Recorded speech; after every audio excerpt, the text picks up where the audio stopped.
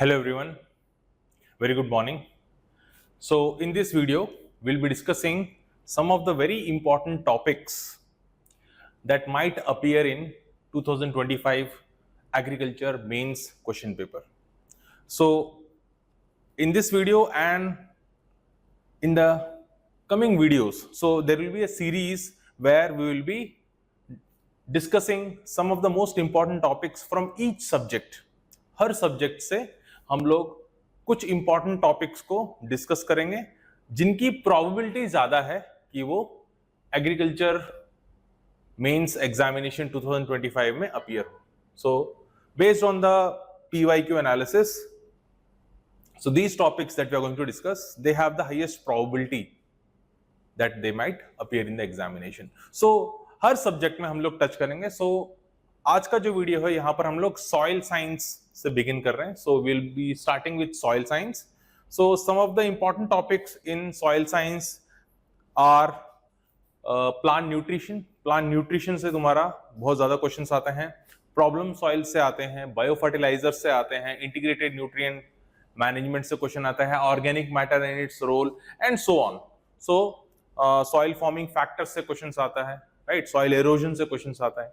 So there are many areas which are very important. Some of these important areas we will discuss which might appear in the examination. So here in this video will not be or in the series will not be discussing the topics in full length and breadth. हम लोग total पूरा detail में discuss नहीं करेंगे. I will be quickly going through the topic, discussing the important points. So it will be kind of a revision for you. So ऐसा नहीं है कि जो हम लोग क्लास पे पढ़ाते हैं उस स्पेस पे नहीं जाऊंगा. I will be going very quickly. So touching on the important points that you might you have to write in the examination. So I will not be going in very detail. I will not be going very slow also. So class में जो speed से पढ़ाते हैं वैसा नहीं पढ़ाऊंगा मैं. यहाँ पर मैं बस की पॉइंट्स को टच करूंगा. आपको क्या क्या इंपॉर्टेंट पॉइंट्स एग्जाम में लिखने हैं उन पॉइंट्स को टच करूंगा, ठीक है. सो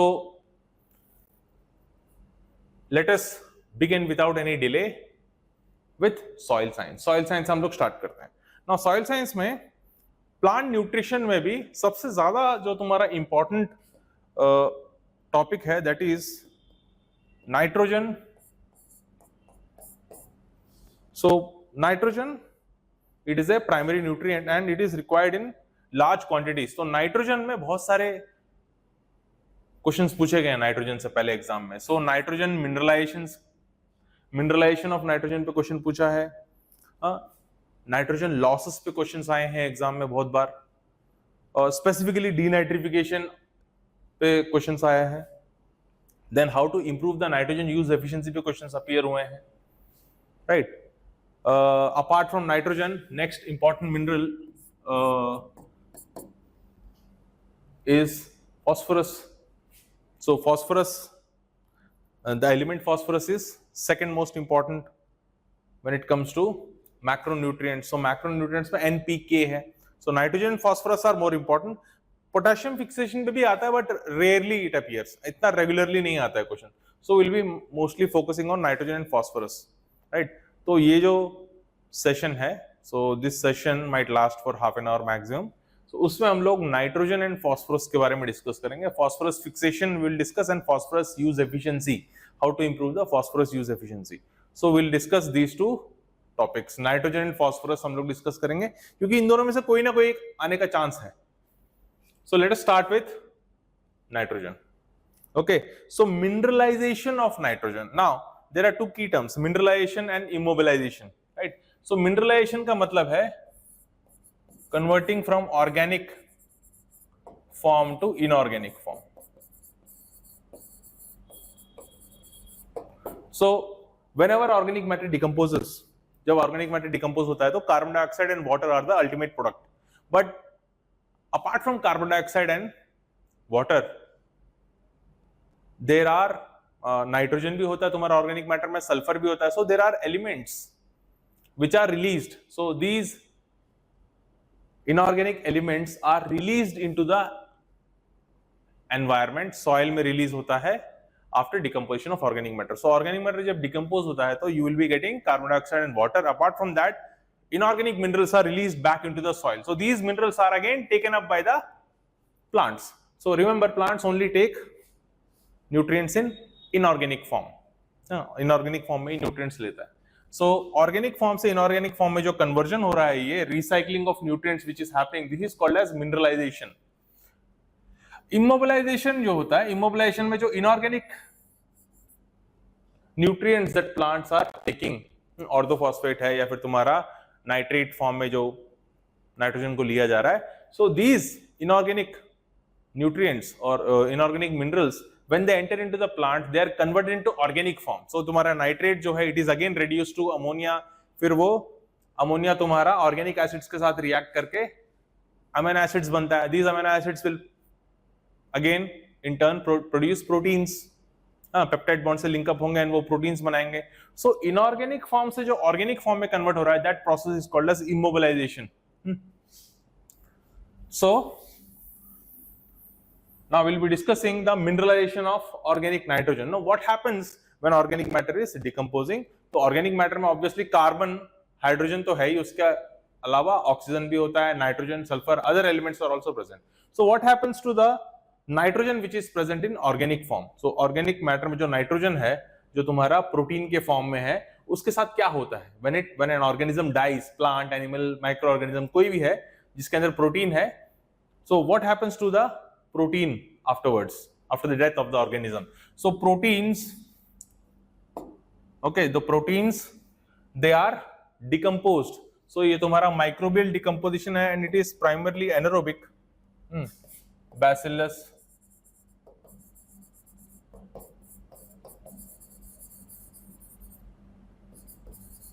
Bacillus and Pseudomonas are involved. These are the species of bacteria which are involved. So through microbial decomposition, these proteins are decomposed into amino acids, amines and urea. So amino acid का general formula क्या है? What is the general formula of amino acid? NH2 R COOH, carboxylic acid. This is the amino acid general formula. Amines and urea. So these are formed in the first step. This process is called aminization. Now यहाँ पे जो amino acids तुम्हारे बन गए हैं, these amino acids will again are broken down. ये भी anaerobic process है, यहाँ पर भी similar bacteria they will act, Bacillus pseudomonas, through microbial conversion, microbial ammonification. These amino acids are converted into ammonia. ये अमोनिया में कन्वर्ट होते हैं. ओके, सो अमोनिया लिखो या फिर अमोनियम आयन के फॉर्म में लिखो, क्योंकि अगर वाटर के प्रेजेंस में अमोनियम आयन के फॉर्म में होगा, it is the same thing. So amino acids are converted into ammonia, alcohol and energy. So that is ammonification step. So ये दोनों anaerobic steps थे.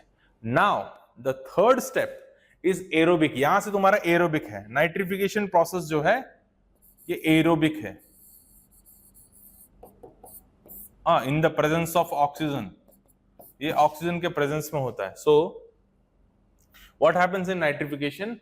Your ammonia or ammonium ion, और ammonia लिखो या ammonium ion के form में हो, same thing. So your ammonia or ammonium ion are converted into nitrite, NO2 minus nitrite.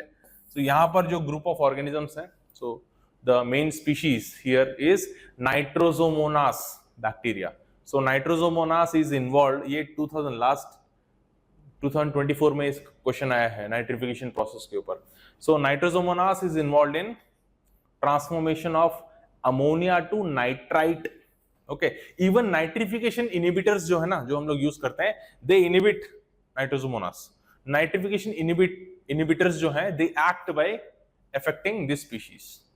ये वाला स्टेप अफेक्ट करते हैं नाइट्रिफिकेशन इनहिबिटर्स, याद रखना.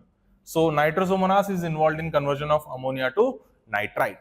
Then next step, नाइट्रिफिकेशन का जो सेकंड स्टेप है, यहां पर तुम्हारा जो नाइट्राइट बना है, this is convert into nitrate with the help of nitrobacter.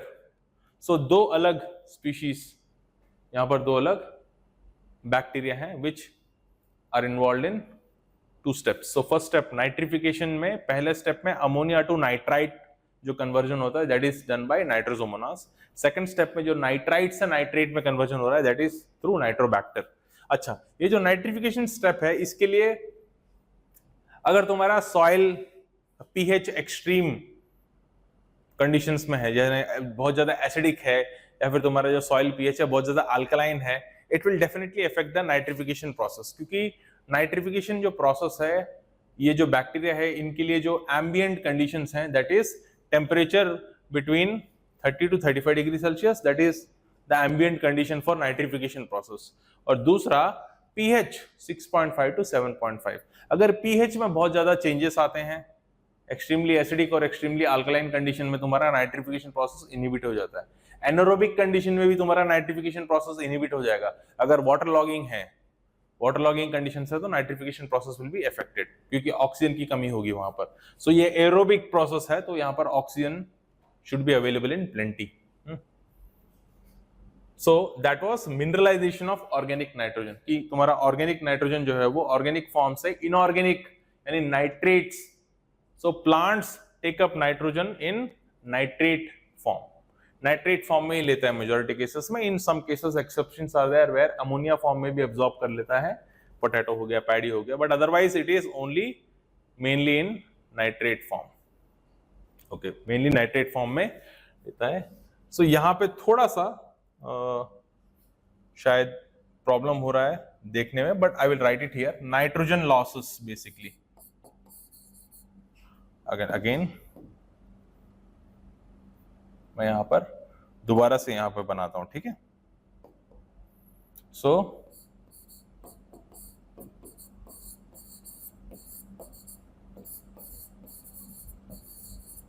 Nitrogen losses. सो ये एक बहुत ही इंपॉर्टेंट क्वेश्चन है जो बहुत बार रिपीट हुआ एग्जाम में, बहुत बार पूछा गया अलग अलग तरीके से. Okay, so in what ways nitrogen is lost or what are the pathways through which nitrogen is lost in the soil. तो नाइट्रोजन जो भी तुम अप्लाई कर रहे हो बहुत कम तुम्हारा जो नाइट्रोजन है that is utilized by the plant. Most of it will be lost into the environment. एक और रीजन इसका ये भी है कि क्योंकि हम लोग नाइट्रोजन जो है ना basal dose means during the ploughing, जब तुम सॉइल को रेडी कर रहे हो सोइंग के लिए उस टाइम पे अप्लाई करते हैं. हाँ, so basal application of nitrogenous fertilizer should not be done. क्योंकि उस टाइम पे क्या है ना, तुम्हारा जो प्लांट है जर्मिनेटिंग सीडलिंग जो है it will be mostly depending on the nutrients which are present in the seed. Seed के अंदर जो भी न्यूट्रिएंट्स प्रेजेंट है उसको यूटिलाइज करता है वो, ठीक है. बेसल एप्लीकेशन में जो तुम नाइट्रोजन अप्लाई करता हो मोस्टली इट इज वेस्टेड, बहुत ज्यादातर वेस्ट हो जाता है. सो what are the different ways in which nitrogen is lost from the soil. So कौन से pathways हैं through which nitrogen is lost. तो हम लोग एक एक करके डिस्कस करेंगे ये चीजें, ठीक है. फर्स्ट जो प्रोसेस है that is volatilization.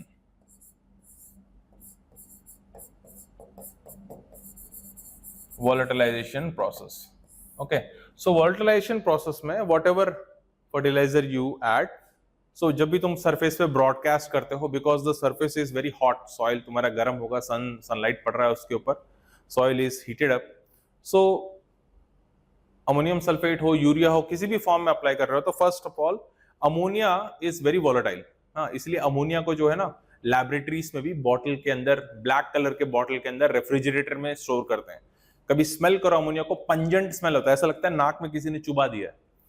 Even when you go to urinals, public urinals में जाओ आप, सुलभ कॉम्प्लेक्स पब्लिक यूरिनल्स में, जो रेगुलरली क्लीन करता है वहां तो उतना ज्यादा स्मेल नहीं होता, बट अगर जो रेगुलरली क्लीन नहीं हो रहा है वहां पर देखने एक डिफरेंट सा स्मेल आएगा तुमको. That is the smell of ammonia. वो अमोनिया का स्मेल है क्योंकि यूरिया जो भी तुम एक्सक्रीट कर रहे हो it is converted to ammonia. So ammonia is very volatile. So field से भी, एग्रीकल्चरल फील्ड से भी अमोनिया वोलेटाइजेशन लॉसेस होते हैं directly. Ammonia will be volatilized easily from the surface. दूसरा so when we apply ammonium sulphate के form में apply कर रहे हो तो बहुत ज्यादा अमोनिया जो होता है ना, lot of ammonia also is very harmful for the nitrification process. जो नाइट्रिफिकेशन प्रोसेस हो रहा है though for those organisms, ammonia is toxic. So अगर अमोनिया का कॉन्सेंट्रेशन बहुत ज्यादा हो जाता है तो वो भी टॉक्सिक होता है तुम्हारा नाइट्रिफिकेशन प्रोसेस के लिए. तो क्या होता है, नाइट्रिफिकेशन प्रोसेस जो है वो रुक जाता है, तो उससे तुम्हारे नाइट्राइट्स बिल्डअप हो जाते हैं. ठीक है, NO2 माइनस नाइट्राइट्स जो है वो बिल्डअप हो जाएंगे तुम्हारे सॉइल में, बिकॉज नाइट्रिफिकेशन नाइट्राइट से फिर नाइट्रेट्स में कन्वर्जन नहीं हो रहा है, फ्रॉम नाइट्राइट्स टू नाइट्रेट्स में कन्वर्जन नहीं हो रहा है, because nitrification process has stop.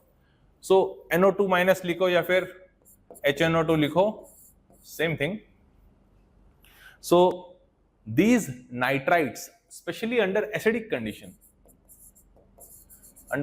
condition, these nitrites they will combine with urea. जो भी सॉइल में यूरिया है, जो भी तुमने अप्लाई किया है, they will combine with urea and convert them into elemental nitrogen. ये elemental nitrogen में convert हो जाता है, CO2 plus H2O and N2. So ये elemental nitrogen जो है ये gaseous form में है, so it is also lost into the atmosphere. So volatilization loss में ये भी एक तरीका है जहां से तुम्हारा नाइट्रोजन लॉस होता है.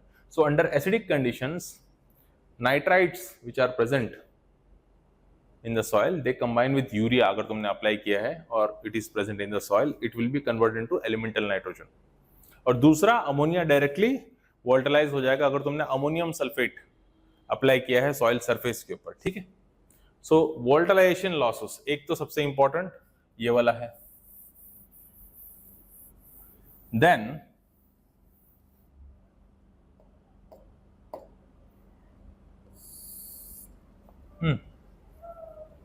अमोनिया के फॉर्म में एंड एलिमेंटल नाइट्रोजन के फॉर्म में. अच्छा, मैं जो एरो बता रहा हूं ये किस डायरेक्शन में लॉस हो रहा है? It is lost into the atmosphere, right. Second जो तुम्हारा नाइट्रोजन लॉस है that is through denitrification.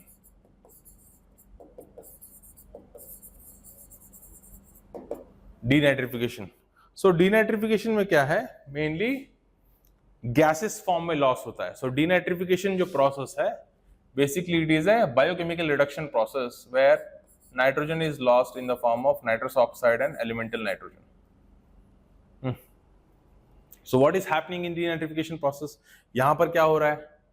So if you see, denitrification process is a biochemical reduction process है ये, ठीक है? It is a biochemical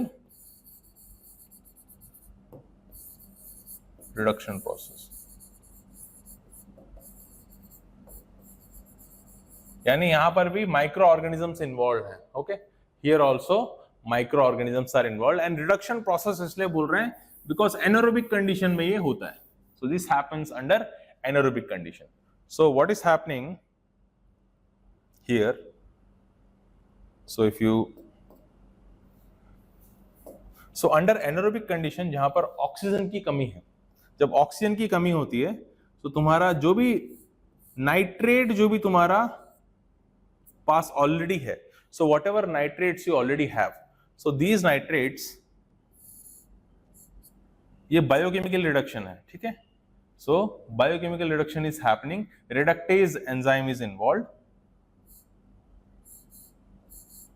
so nitrate जो है तुम्हारा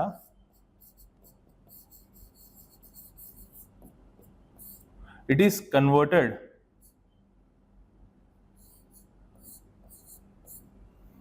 into nitrite. Okay, then again nitrite जो है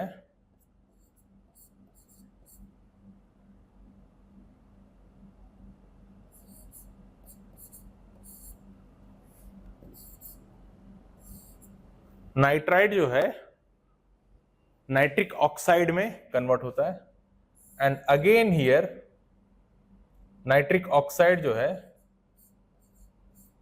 it is convert into nitrous oxide.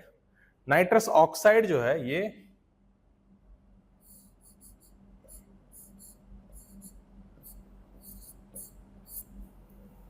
It is convert to elemental nitrogen. So ये स्टेप वाइज होता है. So first of all nitrate जो है that will be converted into nitrite.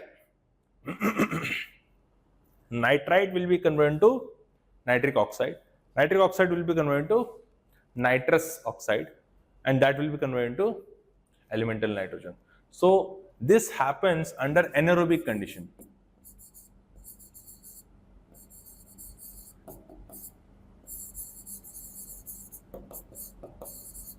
जब भी soil में एनारोबिक कंडीशंस होती है तब होता है. नाउ एग्जाम में ना इनडायरेक्टली पूछता है ये question. So what is the major pathway of nitrogen loss under wetland paddy? जो पैडी कल्टीवेशन है अंडर स्टैंडिंग वाटर कंडीशन या पडल्ड कंडीशन में तुम्हारा जो पैडी कल्टीवेट करते हैं उस कंडीशन में तुम्हारा मेजर नाइट्रोजन लॉसेस किस पाथवे से होता है. तो वहां पर पडल्ड कंडीशन या फिर सॉइल में पडलिंग करते हो एंड स्टैंडिंग वाटर में जो पैडी कल्टीवेट करते हैं हम लोग लोलैंड पैडी, वहां पर जो मेजर लॉस हो रहा है वो डीनाइट्रिफिकेशन प्रोसेस से हो रहा है. So first of all you have to explain what is happening in lowland cultivation. So तुम्हारा जो ट्रांसप्लांटेड पैडी है जहां पर पडलिंग करके तुम स्टैंडिंग वाटर कंडीशन क्रिएट कर रहे हो, what is happening there is you are creating anaerobic condition. तो पैडी सेमी एक्वाटिक प्लांट है तो एनारोबिक कंडीशन में यहाँ पर तुम पैडी को ग्रो कर रहे हो. सो स्टैंडिंग वाटर कंडीशन में तो ऑक्सीजन तो मिलेगा नहीं तुम्हारे प्लांट के रूट्स को. तो ऑक्सीजन कहां से मिल रहा है? Basically it is taking from stem. So तुम्हारा लीफ से स्टेम के थ्रू, एरेनकाइमा के through it is reaching the root. So rice में ये तुम्हारा एक एडेप्टेशन है that roots they don't take the air from the soil, वो तुम्हारा स्टेम से नीचे पास होता है. Now under standing water condition anaerobic conditions prevail, क्योंकि पूरा मैक्रोपोर्स माइक्रोपोर्स जो भी सॉइल में पोरोसिटी है it will be filled with water. So under anaerobic condition denitrification is the major pathway through which nitrogen is lost. ये explain करने के बाद व्हाट इज हैपनिंग देयर, फिर तुम डीनाइट्रिफिकेशन प्रोसेस को तुम समझाओगे. Now here biochemical reduction process है यहाँ पर.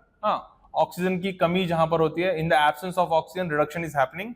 सो एनारोबिक कंडीशन में होता है. Now a group of bacteria are involve, Thiobacillus denitrificans. ये एक ही बैक्टीरिया है, ये जीनस नेम है या साइंटिफिक नेम है, Thiobacillus denitrificans. Next bacteria is तुम्हारे पास Achromobacter,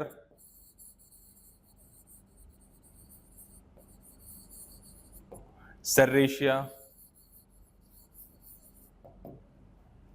Okay, so there are a group of bacteria which are involved in denitrification process.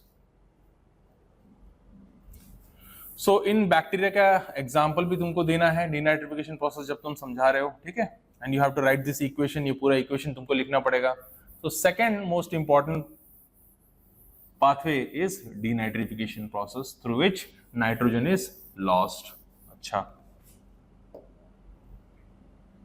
इसलिए मैंने ऊपर की तरफ एरो लगा दिया. नेक्स्ट और कौन सा लॉस हो रहा है? एक और इंपॉर्टेंट लॉस है दैट इज लीचिंग. अच्छा, लीचिंग में मेनली तुम्हारा जो नाइट्रेट फॉर्म है that is removed. So nitrate जो है, nitrate form it is highly soluble in water. जब भी तुम एक्सेस इरिगेशन देते हो, जब भी वाटर ज्यादा इरिगेशन तुमको सॉइल में दे रहे हो प्लांट्स के लिए, या फिर बारिश बहुत ज्यादा हो जाता है, so whenever there is excess water the water will flow under the influence of gravity in the soil. Soil में वाटर मूव करता है, सो वर्टिकली डाउनवर्ड मूवमेंट, ये तुम्हारा पर्कुलेशन बोलते हैं इसको. So when the water is moving downwards, so water अकेला तो नहीं जाएगा, whatever is soluble in water that will also move along with the water. So जो भी चीज सॉल्युबल है वो भी लेके जाएगा वो अपने साथ साथ, and ultimately it will reach ground water table. Okay, तो यहाँ पे जो मेनली नाइट्रेट्स हैं they are removed from the root zone and taken to the ground water table. वहां पर फिर तुम्हारा पोल्यूशन होता है, नाइट्रेट्स ग्राउंड वाटर को पोल्यूट कर देगा. अगर ये ग्राउंड वाटर तुम यूज कर रहे हो तो again there will be medical conditions. Nitrate ये पोल्यूटेंट है, तुम्हारी बॉडी में जाएगा तो again there is a disorder in specially in the babies, blue baby syndrome बोलते हैं, मिथेमोग्लोबिनीमिया. So it is called as methemoglobinemia, blue baby syndrome. That is because of nitrate pollution. So ये एक बहुत बड़ा issue है, especially तुम्हारा ये green revolution वाला जो भी बेल्ट है तुम्हारा, हरियाणा, पंजाब, वेस्टर्न यूपी, ये सारे रीजन्स में nitrate pollution is one of the issue. Okay, so leaching losses. So excess water बारिश से या फिर एक्सेस इरिगेशन दोगे तो लीचिंग हो जाएगा. अच्छा, और एक सिग्निफिकेंट लॉस क्या है? एक और सिग्निफिकेंट लॉस है तुम्हारा रन ऑफ. मैंने वो यहां पर मेंशन नहीं किया है, but there is also another loss, run off. Run off का मतलब है जब भी बारिश होगा, apart from downward movement there is also lateral movement, है ना. पानी सरफेस के ऊपर जो तुम्हारा है, अगर तुमने सपोज रिसेंटली 1-2 दिन पहले ही फर्टिलाइजर अप्लाई किया है तो बारिश हो गया वहां से, so this water will dissolve whatever fertilizer is on the surface and it will remove the fertilizer. So तुम्हारा रन ऑफ, जो सॉइल के ऊपर पानी बह रहा है, it will remove all the soluble material and वो जाके कहीं पे रिवर में या तालाब में जाके मिल जाएगा. So if it is going and adding into a static water body, वहां पर यूट्रोफिकेशन होने का चांस है ना, एजिंग of lakes या eutrophication process where the lakes are enriched by salts, especially sodium and phosphorus, which will lead to algal bloom. Eutrophication process आपने पढ़ा होगा environmental साइंस में. So that is another problem, run off. तो यहां पर भी तुम नाइट्रेट, स्पेशली नाइट्रेट फॉर्म में तुम्हारा लॉस होता है नाइट्रोजन. देन ये तो हो गए. एक और जो लॉस है, that is if the nitrogen is taken up by microbes or weeds. देखो तुम्हारे प्लांट को तो नहीं मिल रहा है ना. if the nitrogen is not available to the plant, then it is a loss. environment में loss नहीं, mean it is not lost into underground water table or into the atmosphere, but basically microbes अगर ले रहे हैं तो plant के लिए तो unavailable है ना. see, microorganisms also required, they also require nitrate. वो भी नाइट्रेट फॉर्म में लेंगे, फिर अंदर जाके उसको अमोनिया में कन्वर्जन होगा, फिर वो अमीनो एसिड्स में कन्वर्ट होगा. Even they require proteins, right. So micro organisms, वो भी सेल मेम्ब्रेन बनाने के लिए, उन सबके लिए प्रोटीन चाहिए for growth and reproduction. So वो भी ले लेंगे. So temporarily the nitrogen will be not be available to the plants. Weeds ले लेंगे. Weeds they also compete with the plants. हाँ, अनइकोनॉमिकल प्लांट्स हैं पर वो कम्पीट कर रहे हैं, तो प्लांट्स के लिए तो अवेलेबल नहीं है, तो that is in a way a loss. So these are the different pathways through which nitrogen is lost. तो अब देखो, कभी कभी फुल क्वेश्चन पूछ लेता है different pathways through which nitrogen is lost. कभी कभी मैक्सिमम जो पूछा गया है वो इसके ऊपर क्वेश्चन आया है, डीनाइट्रिफिकेशन. अलग अलग इनडायरेक्ट वे में पूछता है कि तुम्हारा लोलैंड पैडी कल्टीवेशन में किस तरह से नाइट्रोजन लॉस होगा, इस तरह का है. अंडर एनरोबिक कंडीशन क्या मेजर पाथवे होगा नाइट्रोजन लॉस का, इस तरह से क्वेश्चंस आते हैं. ठीक है, so this is an important question. All right, so let us move on, अगले टॉपिक पे चलते हैं. अच्छा, ये तो कर लिया हम लोगों ने. एक एक करके हम लोग डिस्कस करेंगे अभी. How to improve nitrogen use efficiency. Nitrogen use efficiency कैसे तुम इंप्रूव करोगे? बहुत बार ना ये जॉइंट क्वेश्चन आता है ना, दो क्वेश्चंस होते हैं, एक ही दो पार्ट्स होते हैं एक ही क्वेश्चन में. So what are the important pathway in which nitrogen is lost from the submerged soils and how can you improve the nitrogen use efficiency. इस तरह से दो पार्ट्स को जोड़ के क्वेश्चन आता है. कभी कभी 15 मार्क्स का आ सकता है, 12.5 और 20 marks also. So let us discuss. So how to improve nitrogen use efficiency.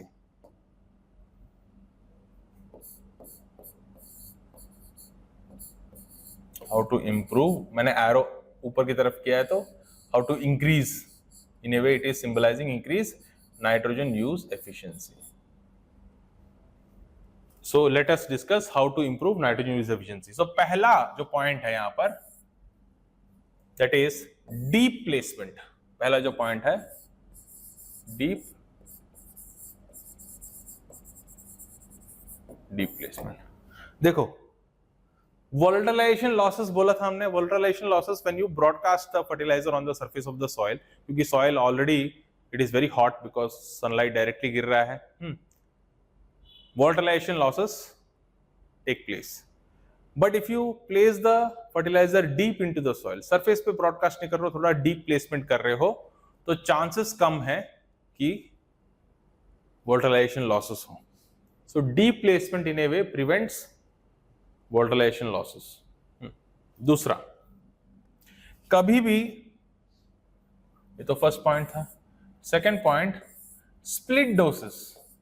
Apply nitrogen in split doses. So एक एक पॉइंट तुम इन पॉइंट्स को थोड़ा सा एलॉबरेट कर दो, that will be your 10 marks answer. तो इस डीप प्लेसमेंट को बताओ, वोलेटिलाइजेशन लॉसेस कम होंगे. Second, apply split doses. तो ये तुम्हारे हेडिंग्स हैं, दीज आर योर हेडिंग्स. नीचे तुमको एक एक लाइन थोड़ा सा एलॉबरेट करना है उस पॉइंट को. नाउ सेकंड, स्प्लिट डोसेस में again split doses you can go for any ratio. 40-30-30 कर सकते हो, 50-25-25 वॉट एवर रेशियो तुम जो भी है.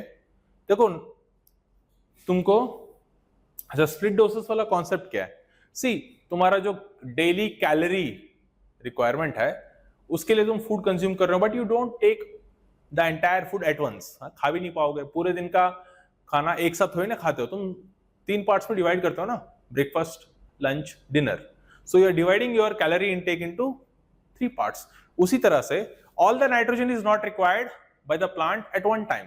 तो नाइट्रोजन का रिक्वायरमेंट जो है, पीक रिक्वायरमेंट, वो अलग अलग टाइम पे होता है. पैनिकल इनिशिएशन पे तुम्हारा ज्यादा रिक्वायरमेंट होगा, या फिर जो तुम्हारा लॉग फेज है during the initial growth phase, log phase, वहां पे ज्यादा होगा. सो अलग अलग टाइम पे तुमको नाइट्रोजन का पीक रिक्वायरमेंट होता है. सारा नाइट्रोजन एक साथ जरूरी नहीं है. सो सपोज अगर तुमने 100 kg पर हेक्टेयर नाइट्रोजन का रिक्वायरमेंट है, मैं ऐसे एक हाइपोथेटिकल एग्जांपल दे रहा हूँ, 100 kg पर हेक्टेयर तुमको नाइट्रोजन चाहिए और तुमने एक साथ डाल दिया.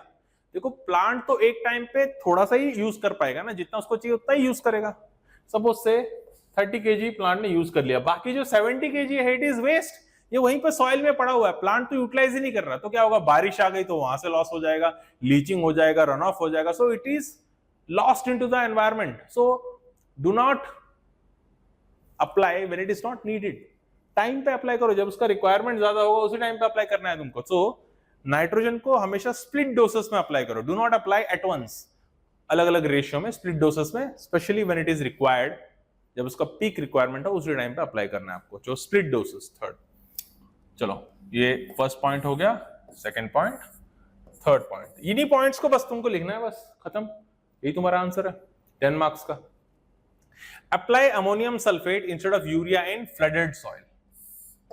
सो ये प्रैक्टिकल एक्सपेरिमेंटेशन भी करके देख चुके हैं. There are many studies which tells you that अगर पैडी है, पैडी जो है, अगर तुम सबमर्ज कंडीशन में जो पैडी को ग्रो कर रहे हो, वेटलैंड पैडी, पैडी में अगर तुम अमोनियम सल्फेट यूज करते हो फर्टिलाइजर, अमोनियम सल्फेट अगर यूज करते हो तो द लॉसेस आर अराउंड 0.2% से लेकर 6.8% तक तुम्हारे लॉसेस देखे गए. So in this particular range. पर अगर तुम यूरिया अप्लाई करते हो, the losses are between 1% to 20%. So urea अगर तुम अप्लाई करते हो वेटलैंड पैडी में तो लॉसेस ज्यादा होंगे, पर अगर वही तुम अमोनियम सल्फेट अप्लाई करते हो तो लॉसेस कम होंगे. So choice between the type of fertilizer. So instead of applying urea you can go for application of ammonium sulfate. So ammonium sulfate अगर तुम wetland पैडी में अप्लाई करते हो तो लॉसेस कम होगा. ठीक है. सो ये भी एक तरीका है नाइट्रोजन यूज एफिशिएंसी बढ़ाने का. सो नाइट्रोजन यूज एफिशिएंसी का मतलब है out of your applied fertilizer how much the plant is actually utilizing for its metabolism. तो तुमने 100 kg अगर अप्लाई किया तो 100 kg में से कितना वो अपने मेटाबॉलिज्म के लिए यूटिलाइज कर रहा है. सपोज 40 kg यूटिलाइज कर रहा है तो 40%. Nitrogen use efficiency is 40%, right. So यहां पर अमोनियम सल्फेट अगर अप्लाई करते हो तुम वेटलैंड पैडी में, the losses will be less. Urea अगर अप्लाई करते हो लॉसेस विल बी मोर. तो अमोनियम सल्फेट अप्लाई करोगे तो नाइट्रोजन यूज एफिशिएंसी ज्यादा होगा क्योंकि लॉसेस कम है यहां पर. Now fourth point, apply eight panicle initiation stage. Now again ये भी तुम्हारा एक्सपेरिमेंटल स्टडीज में प्रूव किया है कि जिस टाइम पे ज्यादा जरूरत होती है ना उस टाइम पे तुमको अप्लाई करना है. सो सपोज अगर तुम पैडी है, पैडी में देखा गया है कि losses will be somewhere between, वही वेटलैंड पैडी में losses will be somewhere between 27% to 47% if you are applying nitrogenous fertilizer at urea, I suppose, at 14 to 27 days after transplanting. So 14 to 27 days after transplanting. Transplanting होता है 30 दिन के बाद. सो 1 month के बाद तुम ट्रांसप्लांट करते हो, तो ट्रांसप्लांट करने के 14 डेज के बाद, 14 डेज से 27 डेज के बीच में अगर तुम अप्लाई कर रहे हो तो तुम्हारे लॉसेस कितने होंगे? 27 to 47% तक तुम्हारे लॉसेस हो सकते हैं. But these losses will be very less. ये लॉसेस जो है तुम्हारा अराउंड 10% होगा if you are applying at panicle initiation stage.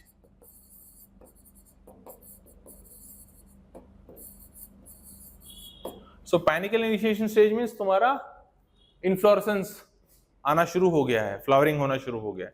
So panicle initiation will start somewhere between 45 days to 100 days after transplanting. ये वैरायटी पे डिपेंड करता है.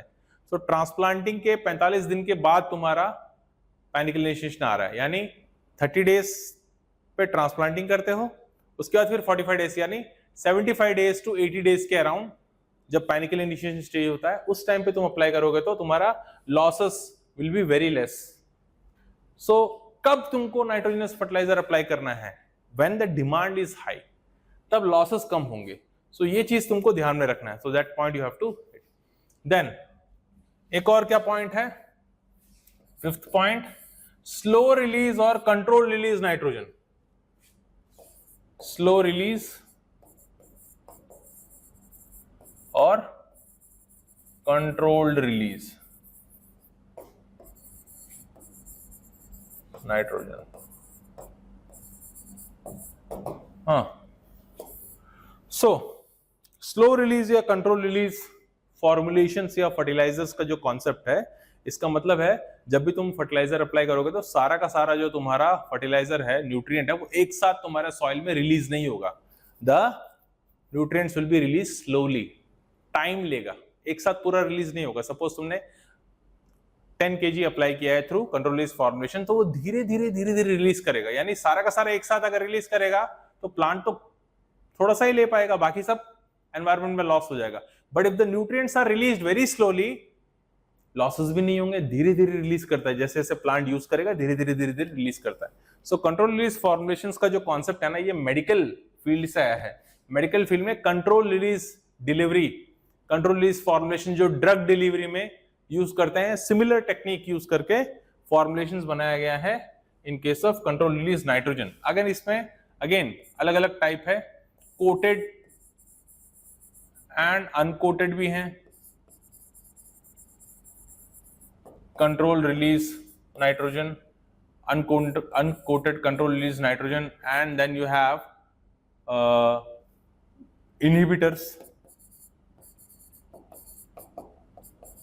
So they are not considered release for control release formulations technically, but जब तुम control release formulations के बारे में बोलते हो तो indirectly वो उसी के नीचे आता है, inhibitors भी, but ये in true sense they are not control release formulations, क्योंकि ये ग्रोथ को इनिबिट कर रहे हैं, फर्टिलाइजर को धीरे धीरे रिलीज नहीं कर रहे, ये माइक्रोब्स के ग्रोथ को इनिबिट कर रहे हैं, इसलिए ये indirectly they are classified as control release formulations, but actually they are not.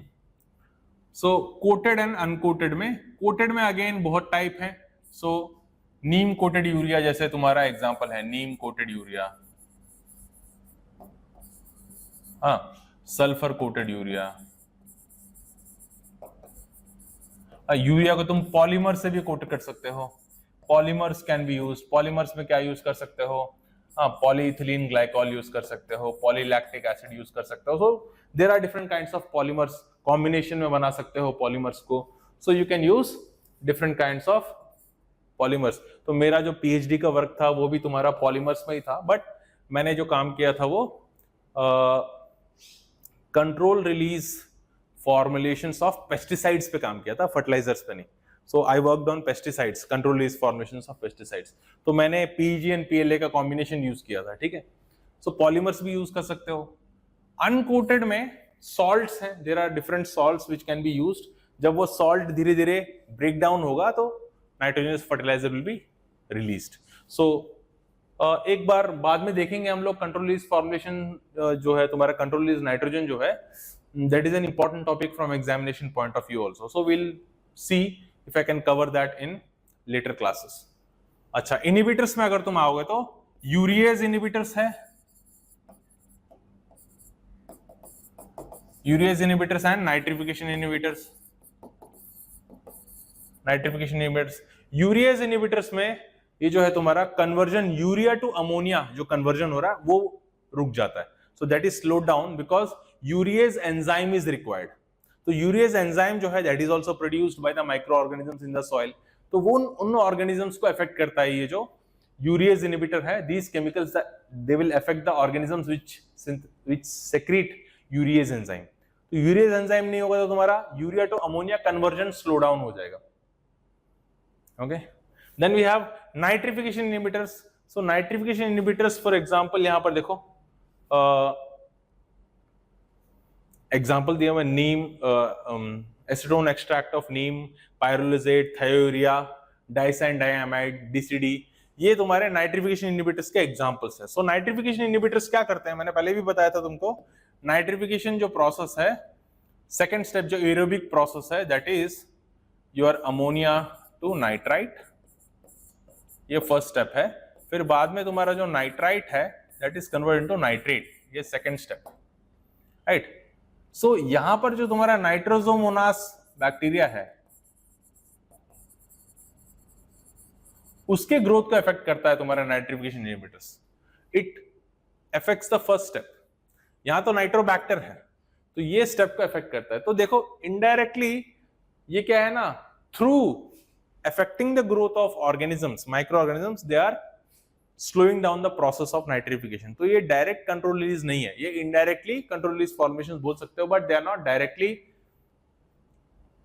Control slow release formulations, क्योंकि ये फर्टिलाइजर जो तुम्हारा न्यूट्रिएंट्स है उसको स्लो रिलीज नहीं कर रहे हैं, ये ग्रोथ ऑफ द ऑर्गेनिज्म को अफेक्ट कर रहे हैं. So indirectly they are classified, but directly they can not be said as, I mean they can be called as control release formulation. देखो नाइट्रिफिकेशन इनहिबिटर्स वो क्या करता है मैंने बता दिया यहाँ पर. So you can apply nitrification inhibitors directly into the soil. Control release formulation में भी आते हैं वो, ठीक है. अच्छा, अब जो तुम्हारा यूरिया की बात कर रहा था मैं, नीम कोटेड यूरिया हो गया. तो यूरिया है ये, उसके ऊपर तुमको नीम का कोटिंग हो गया. नीम कोटेड यूरिया में क्या है, so acetone extract of neem. तो acetone is a solvent, acetone extract of neem. So neem में क्या होता है ना, there are certain compounds called as meliacins. So ये जो कंपाउंड्स हैं they act as nitrification inhibitors. So neem के अंदर भी ऐसे कंपाउंड्स हैं जो नाइट्रिफिकेशन प्रोसेस को इनहिबिट करते हैं. सो नीम कोटेड यूरिया जब भी तुम अप्लाई कर रहे हो, यहां पर क्या करता है, ये जो कन्वर्जन प्रोसेस है, नाइट्रिफिकेशन प्रोसेस, उसको स्लो डाउन कर देता है. सो यूरिया धीरे धीरे तुम्हारा नाइट्रेट्स में कन्वर्ट होगा. Then there is sulphur coated urea, है ना. यूरिया है, यूरिया के ऊपर सल्फर का कोटिंग है. चलो येलो में तुमको दिखाता हूं, सल्फर येलो है एलिमेंट, तो येलो सल्फर कोटेड है. अब सल्फर कोटेड यूरिया में कहता है एलिमेंटल सल्फर जो है it is not soluble in water. तो एलिमेंटल सल्फर जो है जब तक इसकी कोटिंग रहेगी तुम्हारा यूरिया बाहर नहीं आएगा. बट व्हाट हैपेंस, सॉइल में बैक्टीरिया होते हैं, सल्फर ऑक्सीडाइजिंग बैक्टीरिया. सो वो क्या करते हैं, तुम्हारा सल्फर को सल्फेट में कन्वर्ट कर देते हैं. अब ये तो सॉल्युबल है, तो ये सॉल्युबल है तो वो उसकी ऊपर की परत निकल जाएगी, उसका सरफेस का कोटिंग है वो निकल जाएगा, and urea slowly it will come in contact with the water and slowly urea will be released. So sulphur coated urea में तुम्हारा जो एलिमेंटल सल्फर का कोटिंग है that will be converted into sulphate and slowly your urea will come out. अच्छा ठीक है, control release formulation, nitrification inhibitors देख लिया. सो नेक्स्ट जो तुम्हारा पॉइंट है that is application at proper time. Again split doses, application at proper time, ये तो एक ही पॉइंट है, उसको ब्रेक करके दो पार्ट्स में लिख दिया है. Whenever there is a peak nutrient requirement, specially nitrogen का जो पीक रिक्वायरमेंट है उस टाइम पे अप्लाई करोगे तो लॉसेस कम होगा. Same point but I have broken down them into two separate points. Then ये तो हो गया तुम्हारा नाइट्रोजन यूज एफिशिएंसी को तुम कैसे बढ़ाओगे.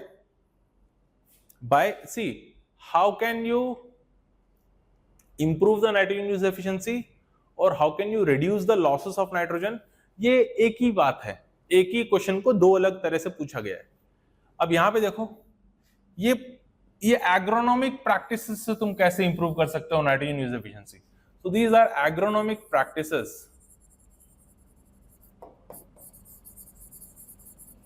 Through which you can improve the nitrogen use efficiency. So एक तो प्रॉपर ड्रेनेज हो भैया, प्रॉपर ड्रेनेज हो, ड्रेनेज का मतलब है removal of water, right. Proper drainage होगा तो क्या होगा, there is no water stagnation, aeration होगा प्रॉपरली. जब प्रॉपर एरेशन है तो ऑक्सीजन सप्लाई होगा, ऑक्सीजन सप्लाई प्रॉपरली हो रहा है सॉइल में तो डीनाइट्रिफिकेशन नहीं होगा. सो डीनाइट्रिफिकेशन जो लॉसेस है that happens in anaerobic condition. तो अगर प्रॉपर ड्रेनेज है तो there is no denitrification process. तो प्रॉपर ड्रेन होना चाहिए. एक्सेस इरिगेशन नहीं देना है, जितना चाहिए उतना ही दो. एक्सेस इरिगेशन दोगे तो क्या होगा, पर्कुलेशन होगा. पर्कुलेशन जब होगा तो नाइट्रेट्स भी लीच हो जाएंगे. तो यहां पर जो है तुम्हारा डीनाइट्रिफिकेशन प्रोसेस से जो तुम्हारा लॉसेस हो रहा है दैट कैन बी प्रिवेंटेड. यहां पर जो है तुम्हारा लीचिंग लॉसेस जो हो रहा है that can be prevented. Excess irrigation मत दो ताकि लीचिंग नहीं होगा. वीड कंट्रोल करोगे तो भाई कंपटीशन नहीं रहेगा. So whatever nutrients are present they can be taken up by the crop. Weeds जो लेते हैं वो भी तो एक तरह का लॉस है. देन वेराइटल डिफरेंसेस भी हैं. So always go for those varieties which can take up nitrogen, which can compete with the weeds and take up more nitrogen. So varietal differences can also have an impact. So these are the different techniques or different methods through which you can increase the nitrogen use efficiency. So that was regarding the nitrogen. अच्छा ठीक है. So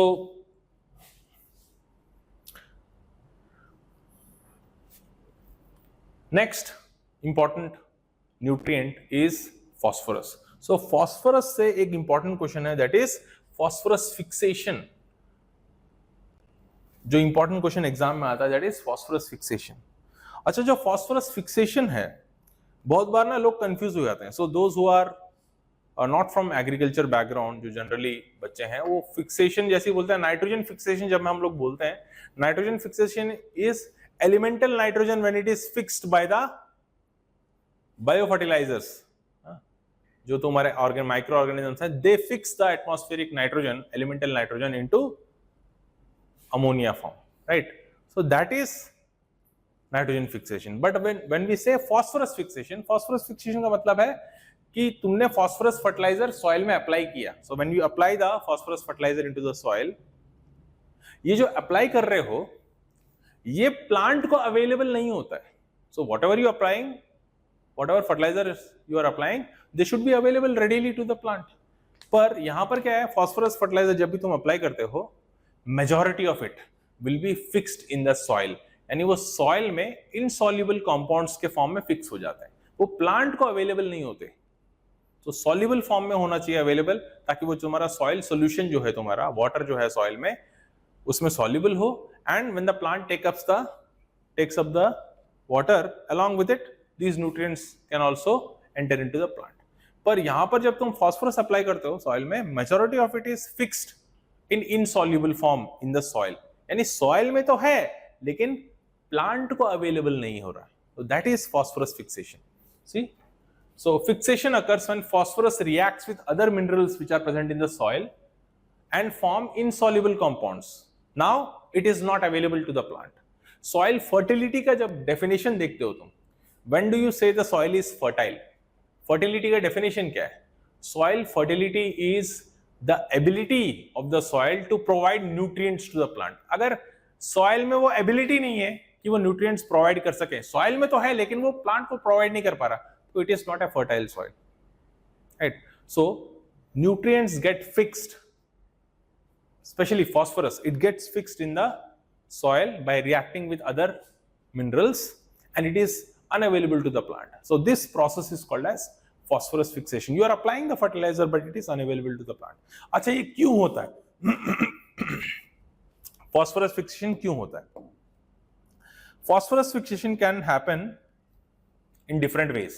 तो पहला जो case है वो देखते हैं, एसिडिक सॉइल में तुम्हारा फॉस्फोरस कैसे फिक्स होता है. जो phosphorus is available, maximum available जो फॉस्फोरस जो मैक्सिमम अवेलेबल होता है that is between 6.5 to 7, you can say 6.5 to 7 pH अगर तुम्हारा सॉइल का होगा तो उस कंडीशन में मैक्सिमम तुम्हारा फॉस्फोरस अवेलेबिलिटी होता है.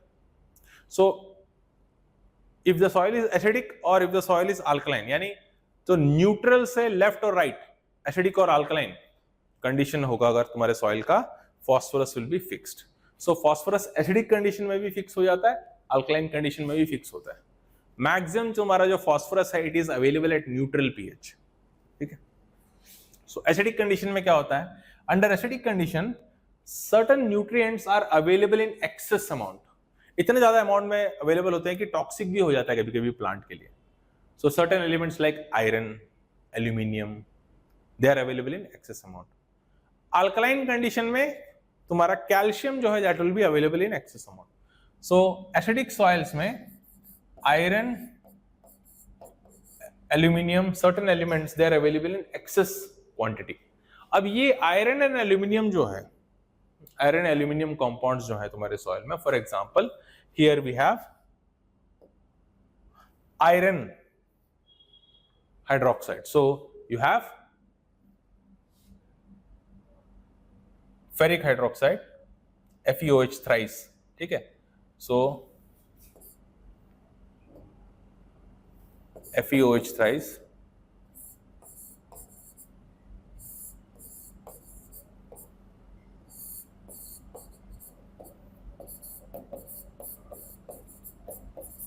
ये तुम्हारा फेरिक हाइड्रोक्साइड है. Now you see ferric hydroxide के साथ तुम्हारा ऑर्थोफॉस्फेट. सो फॉस्फोरस भी जो है ना, it is again depending upon the soil pH, तुम्हारा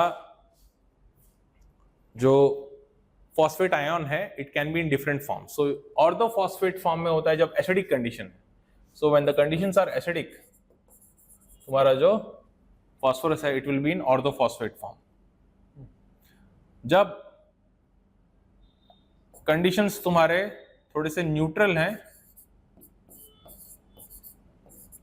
तब इस फॉर्म में होता है, एंड जब अल्कलाइन कंडीशंस हैं it will be in this form. So depending upon the soil pH तुम्हारा जो फॉस्फेट है it can be in different forms. So अगर तुम एसिडिक कंडीशन में है तो यहां पर देखो तुम्हारा ऑर्थोफॉस्फेट है ion, orthophosphate ion is there. तो और ऑर्थोफॉस्फेट आयन जो है ये क्या करता है, one of the hydroxy group को रिप्लेस कर देता है. So you see one of the hydroxy group will be replaced by orthophosphate ion. ये भी तुम्हारा मोनोवेलेंट है. And you see here FeOH, OH और यहां पर देखो H2PO4, इसने OH माइनस को रिप्लेस कर दिया. So hydroxyl group will be removed and instead of that your orthophosphate will combine with ferric hydroxide. So ये क्या बनेगा जब इसके साथ combine होता है, now it becomes insoluble in water, insoluble ferric hydroxide phosphate. So whenever you apply phosphorus, if the conditions are acidic, तो वहां पर तुम्हारे आयरन एंड एल्यूमिनियम कंपाउंड्स के साथ तुम्हारा ऑर्थोफॉस्फेट आयन जो है it will react and it will become insoluble. तो अब पानी में डिसॉल्व नहीं होगा तो unavailable to the plant. Same thing happens with aluminium also. So aluminium hydroxide जो है, एल्यूमिनियम हाइड्रोक्साइड का जो OH ग्रुप है उसको रिप्लेस कर देता है and orthophosphate will replace the hydroxyl group. तो यहाँ पर इनसॉल्युबल एल्यूमिनियम हाइड्रोक्सी फॉस्फेट बन जाएगा. So it is also insoluble in water, तो अनअवेलेबल टू द प्लांट. तो एसिडिक कंडीशन में दिस हैपेंस. अच्छा, now what is happening in alkaline condition? So alkaline condition में you have excess of calcium ions. So calcium ions के form में हो या फिर कैल्शियम कार्बोनेट सॉल्ट के फॉर्म में हो. So in alkali soils phosphate precipitation is caused by mostly calcium compound. So available phosphate, जो भी तुम्हारा अवेलेबल फॉस्फेट है, it will react with both calcium ions and calcium carbonate to form dicalcium phosphate.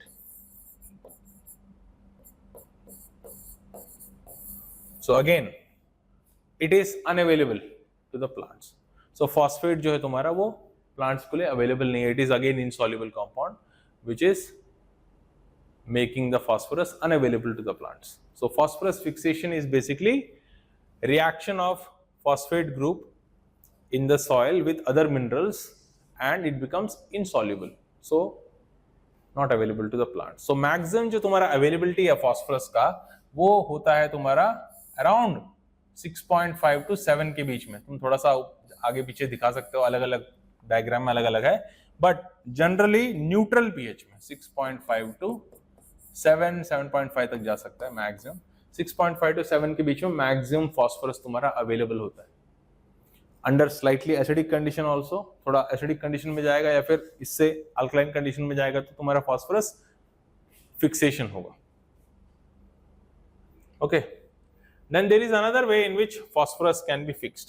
ये तुम्हारे soil में जो clay minerals हैं, so clay minerals present in the soil, they also are involved in phosphorus fixation. So phosphorus basically तुम्हारा जो clay minerals हैं, so different types of clay हैं. 1:1 type of clay, for example your kaolinite है, या फिर 2:1 type of clay में examples हैं बहुत सारे. Your illite is there and और montmorillonite है. montmorillonite smectite group है जो, it belongs to smectite group.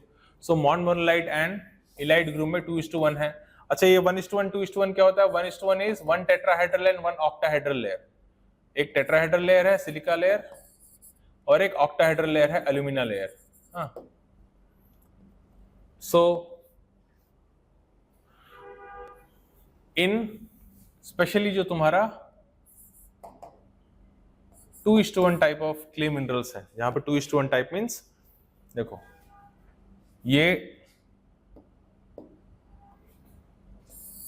एक तुम्हारा सिलिका लेयर है, ये एक सिलिका लेयर है, बीच में तुम्हारा एल्यूमिना लेयर है. This is alumina layer. So between two silica layer, two tetrahedral layers के बीच में एक octahedral layer है. Octahedral layer is sandwiched between two tetrahedral layers. So 2:1, 2:1.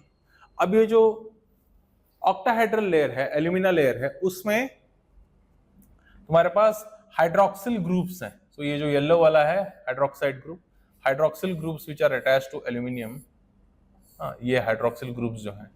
So these hydroxyl groups might be replaced by your orthophosphate H2PO4 minus. It can replace the hydroxyl group in the clay minerals and temporarily get fixed. So clay में hydroxyl group को replace करके orthophosphate group clay के अंदर fix हो सकता है. So that is another mechanism through which fixation might happen. तो बस तुमको ये चीजें बतानी है कैसे फिक्सेशन होता है फॉस्फोरस का. अच्छा, so that was regarding phosphorus fixation. You have to elaborate on that. Now let us discuss how to improve phosphorus use efficiency. So phosphorus use efficiency को तुम कैसे बढ़ा सकते हो?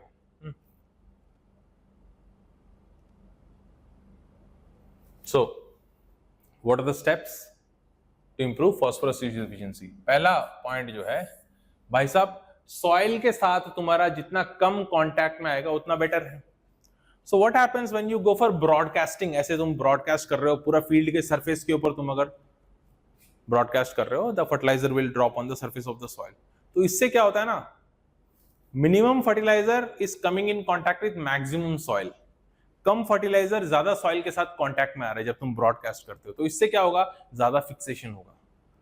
सो भैया जितना हो सके प्लेसमेंट करो रूट के पास या तुम्हारे प्लांट के पास. तुम फर्टिलाइजर को कॉन्सेंट्रेटेड फॉर्म में अप्लाई करो, बैंड के फॉर्म में अप्लाई करो इंस्टेड ऑफ ब्रॉडकास्टिंग. सो जितना ज्यादा तुम्हारे सॉइल के साथ कांटेक्ट में आएगा उतना ज्यादा फिक्सेशन होगा. So to avoid fixation, minimise the contact with the soil. दूसरा, अच्छा बताया था acidic condition and alkaline condition, दोनों कंडीशन में तुम्हारा फॉस्फोरस फिक्सेशन होता है.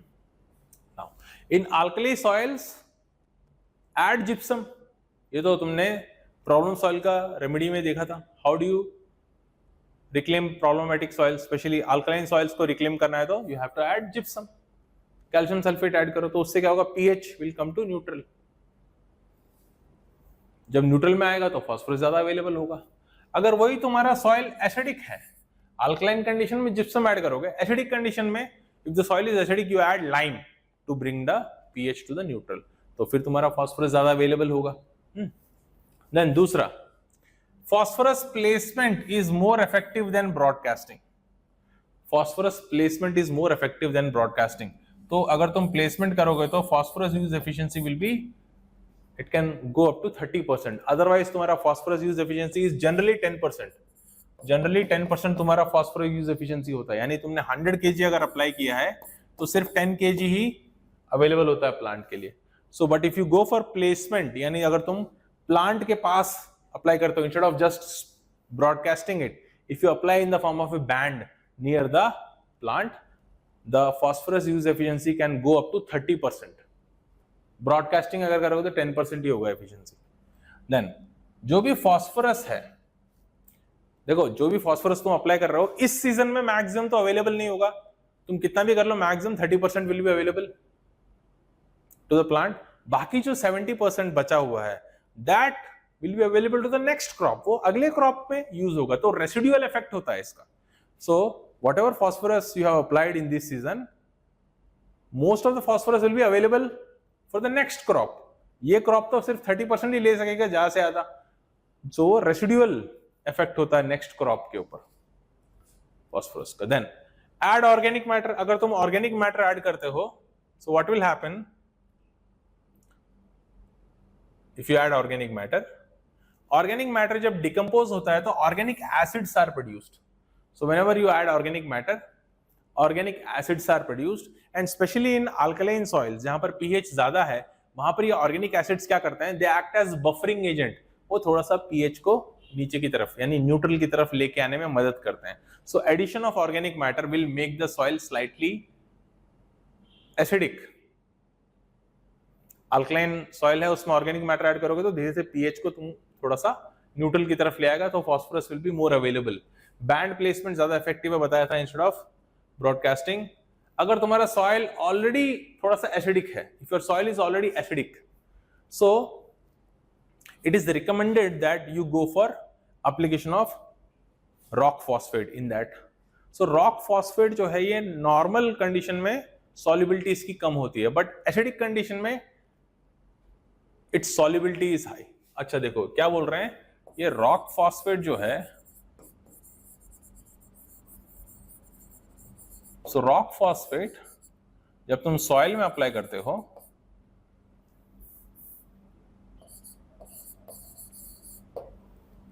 Under acidic condition it has high solubility, यानी सॉइल में जैसे अप्लाई करोगे तो अवेलेबल होगा. हाँ, so it will be available to the plants. But जैसे ही वो सॉइल में आएगा, सॉइल तो एसिडिक है, सॉइल में आयरन और एल्यूमिनियम के साथ मिलके फिक्स तो हो जाएगा. बट ये जो रॉक फॉस्फेट अगर तुम इसको नॉर्मल सॉइल में डालोगे तो वो ये तो तुम्हारा मिनरल है. So this is a mineral जिसके अंदर से तुम्हारा फॉस्फेट सॉल्युबलाइज होकर बाहर आता है, तो इसकी सॉल्युबिलिटी वैसे ही पानी में कम होती है. सो न्यूट्रल सॉइल में रॉक फॉस्फेट डालोगे ना, तुम अप्लाई करोगे तो वो अवेलेबल नहीं होगा. थोड़ा एसिडिक कंडीशन में सॉल्युबिलिटी ज्यादा है, so it is soluble in acidic condition, slightly acidic condition. So ये डिसॉल्व होके बाहर आएगा, बाहर आते ही फिर फिक्स हो जाएगा. थोड़ा बहुत तो अवेलेबल होगा प्लांट को. So some of it will be fixed, some of it will be available to the plants. तो अगर सॉइल तुम्हारा ऑलरेडी एसिडिक है तो रॉक फॉस्फेट डालोगे तो जल्दी डिसॉल्व होके सॉइल में आएगा, तो थोड़ा बहुत प्लांट ले लेगा, थोड़ा बहुत फिक्स हो जाएगा. तो that can be done if your soil is acidic, तो रॉक फॉस्फेट तुम अप्लाई कर सकते हो. So these are the methods through which you can improve the phosphorus use efficiency. So देखो phosphorus fixation and use efficiency एक साथ combine करके single question में आ सकता है. Nitrogen losses and nitrogen use efficiency एक साथ कंबाइन करके क्वेश्चन आ सकता है. So be ready. So these two topics are very important. Chances है कि हाई प्रोबेबिलिटी है इनका आने का एग्जाम में. So that is why we have covered that in the first session. Next session में हम लोग बायो फर्टिलाइजर्स वाला टॉपिक कवर करेंगे, bio fertilisers and organic matter, how it is important, how addition of organic matter can impact the physicochemical properties of the soil. So these two topics we will cover in the next session. Okay, so that will be all. Thank you very much.